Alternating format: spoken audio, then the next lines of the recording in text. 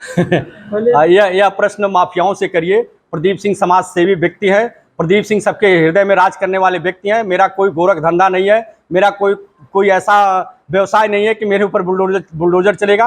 Bulldozer वाले हर जगह setting में रहते हैं। मेरा उससे कोई न डर है, न उसके डर से मैं भागा हूँ। पार्टी से आपने क्यों पत्र दिया? देखिए, विगत 22 वर्षों से मैं समाजवादी पार्टी का ध्वजवाहक रहा हूँ और छात्र जीवन से मेरा मन निश्चित रूप से समाज के उन वंचित लोगों के लिए, जो दलित, शोषित और समाज के अंतिम पायदान पर खड़े व्यक्ति हैं, उनको न्याय और सम्मान दिलाने के लिए हमेशा मेरे मन में एक पीड़ा बनी रहती थी। मेरा एक सपना था, मैं एक ऐसे देश के जिन देश को आज़ाद कराने के लिए शहीदों का एक सपना था, जिन्होंने अपने प्राणों की आहुति दी थी कि भारत एक ऐसा देश बने जहां सबको समान अधिकार और सम्मान मिले। उन शहीदों के सपनों को पूरा करने के लिए, उस समाजवाद की अवधारणा को पूरा करने के लिए, जिसमें आचार्य नरेंद्र देव, लोहिया जी, जनेश्वर मिश्र, मोहन सिंह जी और मुलायम सिंह जी जैसे व्यक्तियों की जो सोच थी, निश्चित रूप से प्रभु राम के उस आदर्श और उस समाजवाद, जो दुनिया का सबसे बड़ा समाजवादी है, जिसने राज सत्ता का परित्याग करके 14 वर्ष तक जंगल का वनवास उन्होंने धारण किया और निश्चित रूप से उन्होंने अपने व्यक्तिगत स्वार्थों को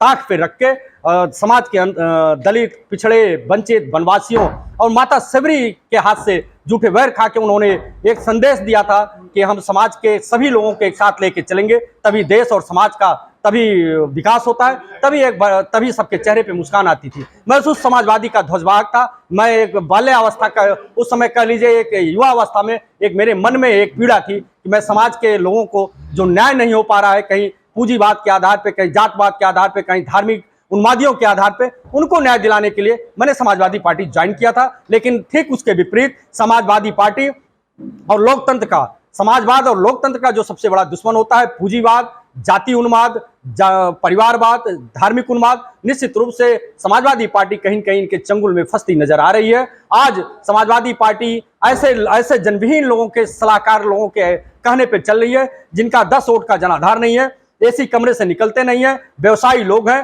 कार्यकर्ता आज कार्यालय पे जाता है तो सुरक्षा एजेंसियों के प्रताड़ना का शिकार होता है। विशेष रूप से अगर उसे कृपा पात्र एजेंसियों का नहीं होता तो अपने नेता से नहीं मिल पाता है। एक ऐसी परंपरा हो गई है कि आज यहाँ पढ़े लिखे और सामाजिक सरोकार के व्यक्तियों को सम्मान न देके जाति आधार पे, धार्मिक आधार पे और चाटकारों के आधार पे कक्षा पास व्यक्तियों को भी बड़े बड़े पदों पे आसीन कराया जा रहा है। और उनके अंदर टैलेंटेड लोग जो हैं, चाहे वो MBA हो, चाहे MCA हो, चाहे वो डॉक्टरेट की डिग्री हो, चाहे वो कितना भी पढ़े लिखे हो, उनका चाहे जो जनाधार रहा हो, कार्यकर्ता के ऊपर अगर समाजवादी पार्टी के ध्वजवाहक के रूप में अगर उसके संघर्षों की वजह से दर्जन भर मुकदमे दर्ज है। आज रामवृक्ष यादव जी उसके एक बहुत बड़े उदाहरण है। समाजवादी पार्टी के ही रूप में सेवा में उनके द्वारा इतनी बड़ा घटना घटा, लेकिन आज कोई भी किसी को पूछने वाला नहीं है।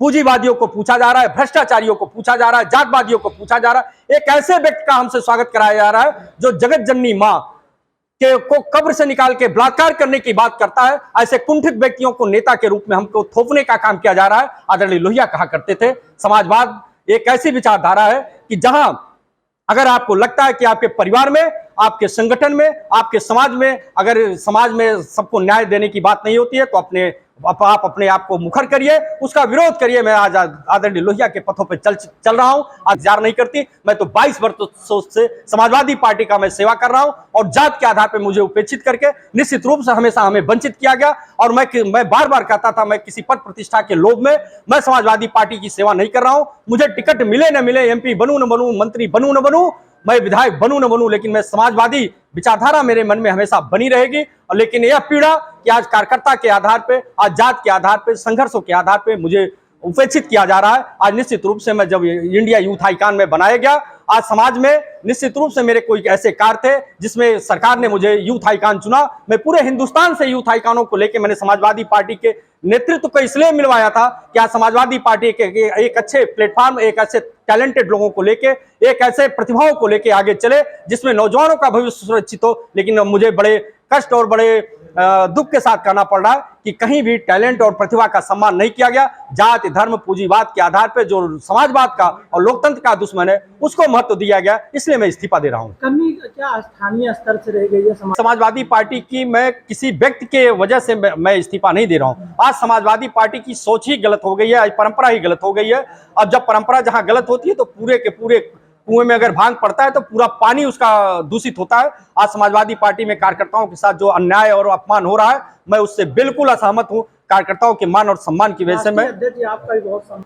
आप उनसे देखिए, मैं राष्ट्रीय अध्यक्ष जी से मिलके मैं बराबर अपनी बात कार्यकर्ताओं की बात करता रहा। चुनाव के पहले मैं राष्ट्रीय अध्यक्ष जी से मिलके मैंने कहा था, राष्ट्रीय अध्यक्ष जी, चुनाव में हम समाजवादी तभी सत्ता में आ पाएंगे जब हम ये दो दल बदलू हैं, जो पूंजी के आधार पर टिकट मांगने आए हैं, जो अवसरवादी हैं, इनको छोड़ के अगर हम कार्यकर्ताओं का सम्मान करेंगे। मैंने उनको एक उदाहरण दिया था जलालपुर से, आदरणीय वहां से राय साहब, सुभाष राय जी चुनाव लड़े थे विधानसभा का, 100 वोटर भी भूमिहारों का नहीं था, लेकिन जलालपुर से वो सत्ता के खिलाफ और बाई इलेक्शन वो जीते थे, क्योंकि वो समाजवादी पार्टी के ध्वजवाहक थे और कार्यकर्ता थे। उनके जैसे लोगों को भी पूरे अंबेडकर नगर देखिए, 5 की 5 सीटों पर कार्यकर्ताओं को टिकट न देके पूरे जिले में अवसरवादियों को टिकट दे दिया गया। सत्ता लोलुपता निश्चित रूप से किसी भी संगठन के पतन का कारण बनता है और समाजवादी पार्टी निश्चित रूप से सत्ता लोलुपता में कहीं न कहीं फंस गई है और सत्ता के चाह में कार्यकर्ताओं का अपमान कर रही है। यह अपमान मुझे बर्दाश्त नहीं। मैं लोहिया की उन बातों को स्वीकार करता हूं कि जहां अपमान हो वहां आप विद्रोह करिए। मुझे विद्रोह नहीं करा,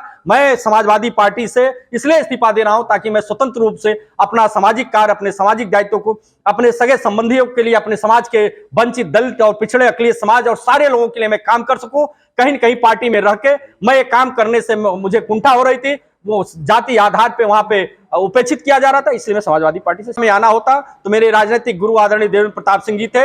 आज से 6 वर्षों पहले वो भारतीय जनता पार्टी छोड़ के गए थे। आपको पता है मेरे सारे रिश्तेदार भारतीय जनता पार्टी में बड़े पदों पे आसीन है। मैं समाजवादी पार्टी का एक समाजवादी सोच का एक मजबूत मैं व्यक्ति हूं। अगर मुझे सत्ता में जाना होता तो पिछले 5 साल पहले ही मैं सत्ता को स्वीकार किया होता।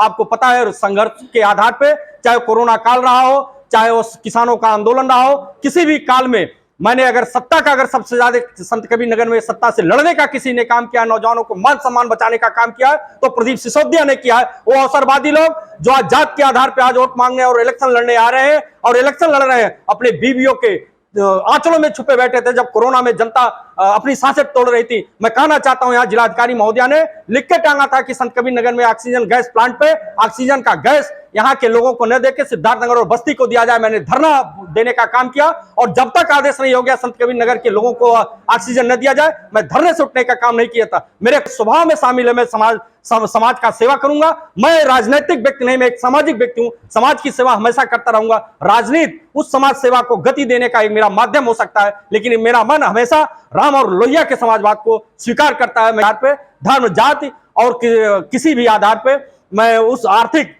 गुलामी का मैं स्वीकार नहीं कर सकता। जाति आधार पे आपको मेरे साथ जुड़े, मैं उनसे इस बात का आश्वासन देता हूं और मैं उनसे निश्चित रूप से इस बात के लिए मैं दृढ़ संकल्पित हूं कि मेरे साथ जो भी लोग जुड़े हैं, समाज के जो भी व्यक्ति न्याय की जहां मुझे लड़ाई की जरूरत पड़ेगी, मैं शमशान घाट तक उनके साथ जाने का मैं काम करूंगा। मैं संबंधों का धनी व्यक्ति हूं। मैं किसी भी संबंध को जिस आधार पर जो है उसको आगे बढ़ाने का मैं काम करूंगा। मैं वो हमेशा हमारे दिलों में रहे, हमेशा मैं उनके सुख दुख में हमेशा उसी तरह से भागीदार रहूंगा और मेरे संघर्ष और मेरे कार्य करने की गति आज इस्तीफा देने से मैं कहीं कुंठित नहीं हुआ।